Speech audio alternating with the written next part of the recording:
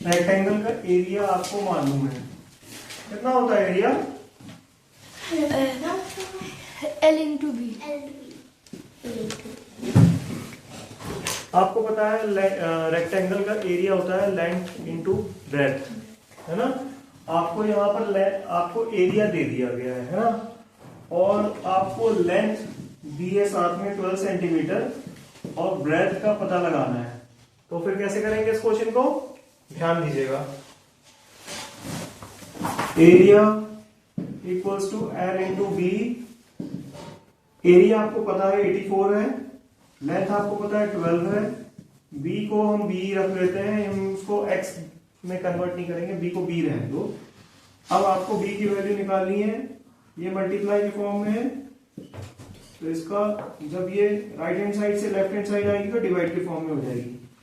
इस तरीके से हम ब्रेथ की वैल्यू निकल के आई 7। 12 7 जा 84। 7 के बाद सेंटीमीटर और लगा देंगे, कर लेंगे। हाँ, बहुत इजी है। चलिए ठीक है। इसी तरीके के एक क्वेश्चन और है।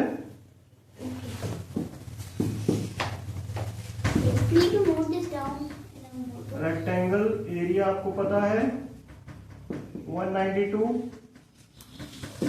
सेंटीमीटर स्क्वायर, ब्रेथ 12 है, लेंथ निकालनी है।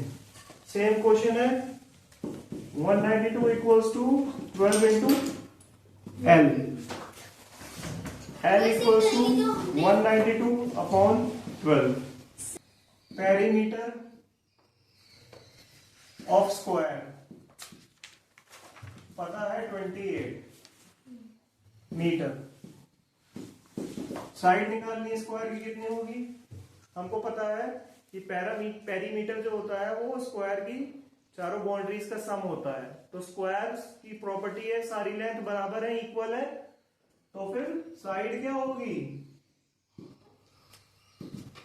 पेरीमीटर अपॉन 4, बिकॉज पेरीमीटर क्या होता है स्क्वायर का 4 इंटू साइड होता है, 4 इंटू साइड होता है, तो साइड इक्वल्स टू कितना हो जाएगी? Side equals to perimeter upon 4। ये वाला 4 हम डिवाइड में ले आए, इसका आंसर कितना निकलेगा? 28 अपॉन 4 दैट इज 7 मीटर। आपको बता दिया है 120 मीटर है, ठीक है। इसकी ब्रेड्थ दी गई है 20 और लेंथ आपको निकालनी है। इस क्वेश्चन को कैसे करेंगे? सपोज करिए ये एक रेक्टेंगल है, इसकी ब्रेड्थ आपको पता है 20 और पेरीमीटर पता है कितना? पेरीमीटर कितना पता है? 120। यस, ये 20 है तो ये भी कितनी होगी? 20 होगी। आपको पता चल गया 20 20 कितना हो गया? 40। पेरीमीटर जो रेक्टेंगल का होता है 2l प्लस b होता है, और आपको पेरीमीटर यहाँ पर मालूम है कितना है? 120 है। तो यहाँ पर देखेंगे आपको l की वैल्यू पता है, l की वैल्यू नहीं पता है, ब्रेथ की वैल्यू पता है 20। आपको क्या करना है? पेरीमीटर का फॉर्मूला लिखा हमने, पेरीमीटर इक्वल्स टू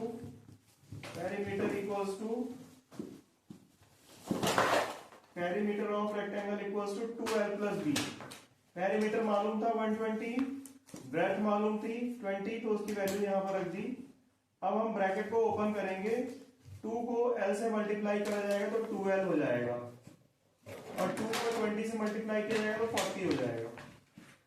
120, इस 40 को हम 120 से माइनस कर देंगे, क्योंकि यहाँ पर प्लस में इसकी साइड चेंज करेंगे तो माइनस हो जाएगा, 80 आ जाएगा। 80 equals to 2l and l equals to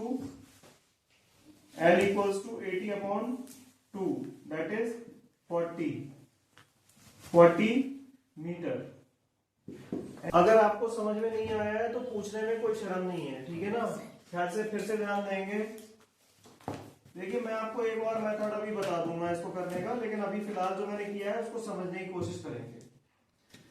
हमको पेरीमीटर मालूम था, इंफॉर्मेशन हमको क्वेश्चन में दी गई थी, पेरीमीटर ऑफ रेक्टेंगल है 120 मीटर। ब्रेड्थ दी हुई है कि ब्रेड्थ 20 है और हमको लेंथ निकालनी थी। ठीक है, लेंथ यहां पर जो होगी वही लेंथ यहां पर होगी।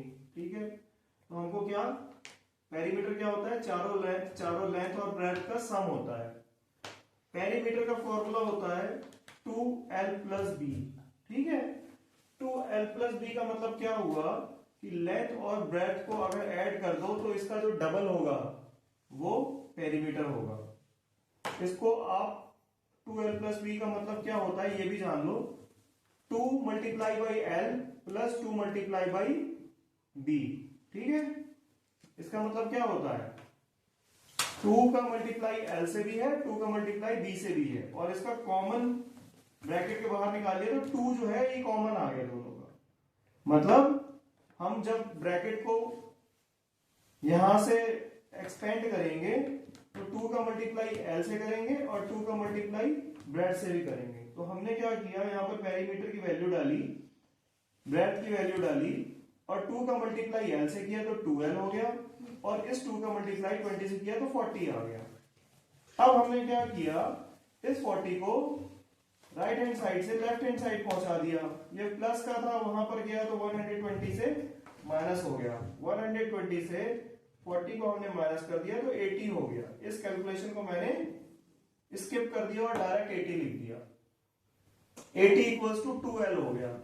जब 2l इक्वल्स टू 80 है तो 1l इक्वल्स टू क्या होगा, 80/2, दैट इज 40 मीटर। ये तो तुम्हारा फॉर्मूले से हुआ। अगर किसी को इसमें थोड़ी बहुत डिफिकल्टी हो रही है तो आपको एक कॉमन सेंस मेथड भी बताते हैं।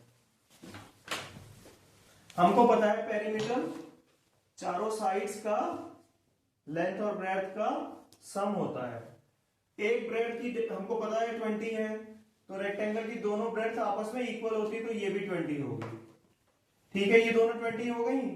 हमको पता था पेरीमीटर कितना है, पेरीमीटर 120 है। इन दोनों को हम अगर इससे माइनस कर दें, 20 कितनी है, ये 40 होगी, 20 प्लस 20। इनको अगर माइनस कर दें तो -40 कर दो तो कितना हो जाएगा, 80 आ जाएगा। अब 80 में क्या क्या होंगे, ये दोनों साइड्स होंगी, ये दोनों जो लेंथ है यही तो होंगी 80 में। अब ये दो साइड का जो सम है 2l इक्वल्स टू कितना है, 80 है। ये लेंथ और ये लेंथ मिला के 80 है, तो एक लेंथ की वैल्यू कितनी होगी, 80/2, दैट इज 40। ये इजीली आपको समझ में आया। तो हमने यहां पर क्या किया, फॉर्मूले में फिट किया, और ये हमने लॉजिक से किया। आपको जो भी मेथड अच्छा लगता हो आप उससे कर सकते हैं। रूम का पेरीमीटर है कितना बताया, 52 फीट। एक रूम का पेरीमीटर है 52 फीट और लेंथ है 14 फीट। लेंथ है 14 फीट और ब्रेड्थ आपको निकालनी है। ब्रेड्थ आपको निकालनी है, कैसे होगा देखिएगा जरा। एक रूम है, ये रेक्टेंगल है कि स्क्वायर है हमें मालूम नहीं है। जब इसकी वैल्यू आ जाएगी ब्रेड्थ की, अगर वो इक्वल आएगी तो वो स्क्वायर रूम होगा, अगर वो इक्वल नहीं आएगी तो फिर वो रेक्टेंगल होगा। चलिए करके देखते हैं। लेंथ हमें पता चल गई 14 है, तो ये भी 14 हो जाएगी। दोनों 14 मिलके कितनी हो गई, 28 हो गई। हो गई। हमको पता है 52 पेरीमीटर है, 52 में से 28 हमने माइनस कर दिया तो आ गया 24 आ गया। अब 24 में हमको पता है ये दोनों ब्रेड्थ जो है वो मिला के 24 है, तो एक ब्रेड्थ मिला के कितनी होगी, 2b equals to 24, therefore b equals to 12। 24/2 equals to 12। तो ये दोनों कितनी हो जाएंगी, 12 हो जाएंगी। 2b का सम लिया, तो ये b दोनों b को मिला के हमने 2b लिख दिया है। 24 जो रिमेनिंग पार्ट रह गया था वो ब्रेड्थ का पोर्शन था, तो दोनों ब्रेड्थ मिला के 24 थी, तो एक ब्रेड्थ की वैल्यू कितनी आई, 12 आई। तो ये क्या निकला, ये रेक्टेंगल है। ये